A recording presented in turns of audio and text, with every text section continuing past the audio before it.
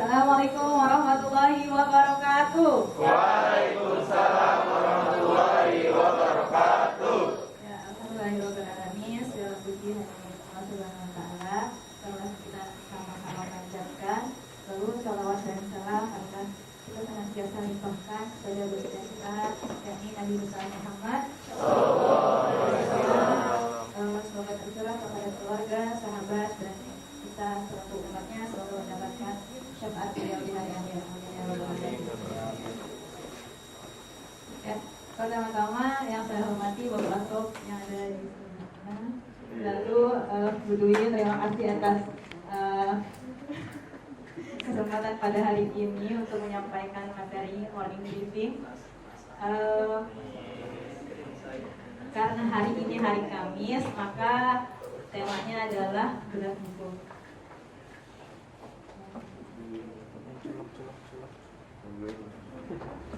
Ya, melanjutkan pembahasan dari pekan lalu yang disampaikan oleh Kak Fajar mengenai sebuah kegagalan. Maka ketika sudah gagal, tentu kita pasti ingin mengalami perubahan. Nah, maka di sini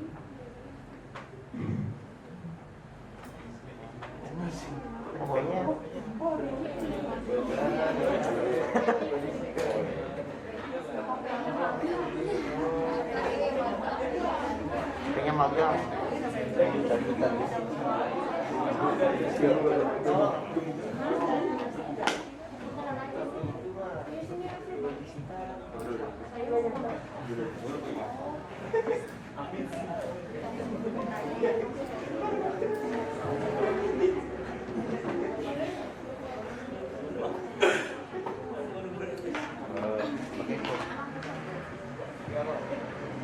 kita melanjutkan pembahasan dari pekan lalu.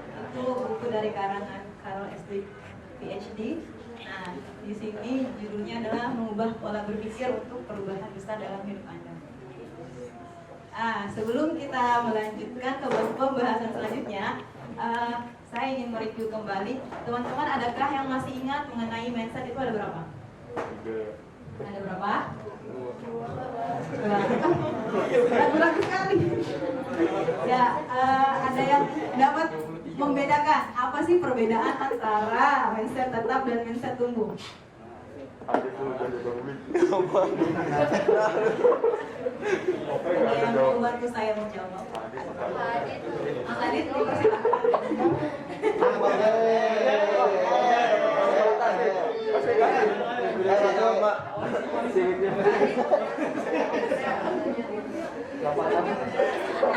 ya udah, kalau Kak Firda silahkan.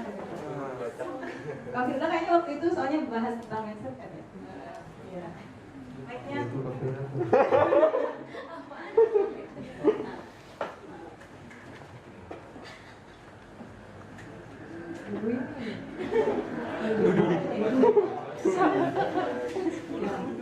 Perbedaan mindset tetap dan mindset tumbuh. Kalau mindset tetap itu apa ya, pokoknya ketika kita asal dikasih tantangan itu dia udah bilang nggak bisa duluan gitu, nggak bisa, padahal belum dicoba kayak gitu. Tapi sedangkan mindset tumbuh itu dia selalu berpikir gimana caranya bisa menghadapi tantangan itu dan terus mencari cara.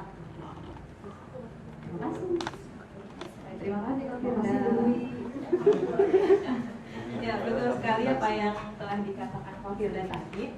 Nah, untuk jelasnya, saya membagi dalam dua agar lebih terlihat bagaimana sih perbedaan antara mindset tumbuh dan mindset tetap ini. Nah, dilihat dari skill dan kecerdasannya.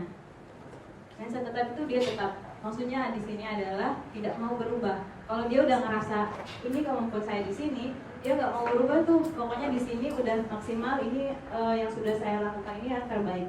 Sedangkan yang saya tumbuh mampu berkembang. Dia ingin selalu berkembang. Dimana ketika sudah memiliki kemampuan, selalu berusaha untuk terus berkembang sehingga mencapai apa yang dia inginkan.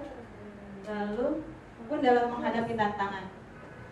Mindset tetap ini menghindari, sedangkan mindset tumbuh ini merangkul dan menghadapi. Kalau si tetap ini dia takut ya akan ada tantangan seperti itu, sedangkan kalau si tumbuh dia mampu merangkul dan menghadapi. Dia itu pemberani, mau melawan apapun yang tantangan yang akan ia hadapi. Lalu perhatian utamanya, berfokus pada hasil kalau mindset tetap. Sedangkan kalau tumbuh berfokus pada proses. Dalam menghadapi rintangan pun, mindset tetap ini dia mudah menyerah. Sedangkan kalau mindset tumbuh, dia pantang menyerah. Sesulit apapun yang dia hadapi, dia nggak mau menyerah. Pokoknya saya harus terus melakukan hal tersebut. Nah, usaha itu penting atau sia-sia. Di sini maksudnya adalah ketika dia sudah berusaha dan hasilnya mungkin kurang baik atau gagal, dia ngerasa wah ini mah sia-sia gitu apa yang sudah saya lakukan. Sedangkan kalau misalkan mindset tumbuh ini, dia usaha itu sebagai jalan menuju kesuksesan. Jadi ngerasa walaupun gagal atau berhasil itu emang jalannya seperti itu gitu. Dan dia nggak down gitu aja, masih terus berusaha. Nah, kritik. Si mindset tetap ini mengabaikan kritik membangun. Walaupun kritiknya membangun, dia tetap abai karena dia mindsetnya udah tetap udah keyakinannya seperti ini, jadi nggak mau menghadapi kritik apapun. Sedangkan kalau si mindset tumbuh, dia belajar dari kritik. Ketika ada orang yang kritik sesakit apapun, entah itu pujian atau cacian, dia mendapatkan pelajaran dari hal tersebut. Lalu kesuksesan orang lain. Nah, si mindset tetap ini merasa terancam nih kalau ada orang lain yang sukses. Ketika melihat temannya yang lain sukses, dia ngerasa gimana ya? Merasa dirinya bakal terancam gitu atas kesuksesan orang lain tersebut. Padahal ketika mindsetnya tumbuh, dia pasti berpikir nih, bagaimana sih caranya saya mencapai kesuksesan tersebut. Bahkan dia mencari tahu nih kepada temannya yang sukses itu bagaimana cara ia mendapatkan kesuksesan tersebut. Nah, lalu yang terakhir kesalahan. Nah, kalau si mindset tetap, dia mengelak kesalahan. Sedangkan kalau mindset tumbuh, dia kesalahan itu kesempatan untuk belajar. Kita juga tahu bahwa kesalahan itu adalah guru terbaik ya. Kalau kita mindsetnya tumbuh, berarti kita mengambil hikmah dari kesalahan tersebut, memperbaiki apa yang sudah kita lakukan itu. Nah, di sini kita bisa melihat sekali perbedaan bagaimana mindset tetap dan mindset tumbuh. Lalu, apa hubungannya dengan perubahan? Next.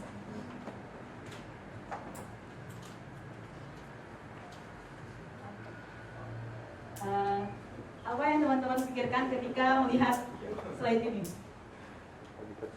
Ada yang mau membantu jawab? Apa aja? Langsung ngepok.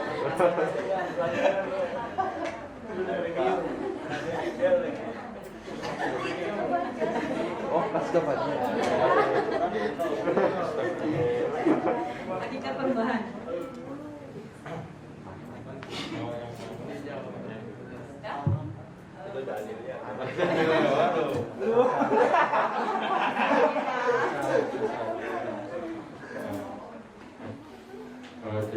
Itu jadi dari kita harus menerima perubahan gitu kan atau mati. Karena kan misalkan kita tidak bisa menerima perubahan gitu, misalkan kayak perkembangan di Indonesia gitu kan. Sekarang kan udah zamannya internet, kan kita bisa melakukan bisnis di online maupun offline. Nah, jadi jika kita tidak mau berubah gitu kan, kita akan mati gitu di masa itu gitu. Karena kita tidak bisa mengikuti perkembangan yang ada di sini gitu, di Indonesia. Terima kasih Kak Fajar. Tepuk tangan dong. Ya, sebelum saya menjelaskan, saya juga mau minta tolong. Mungkin ada yang mau membacakan dari Quran Surat Ar-Ra'd ayat 11. Lagi?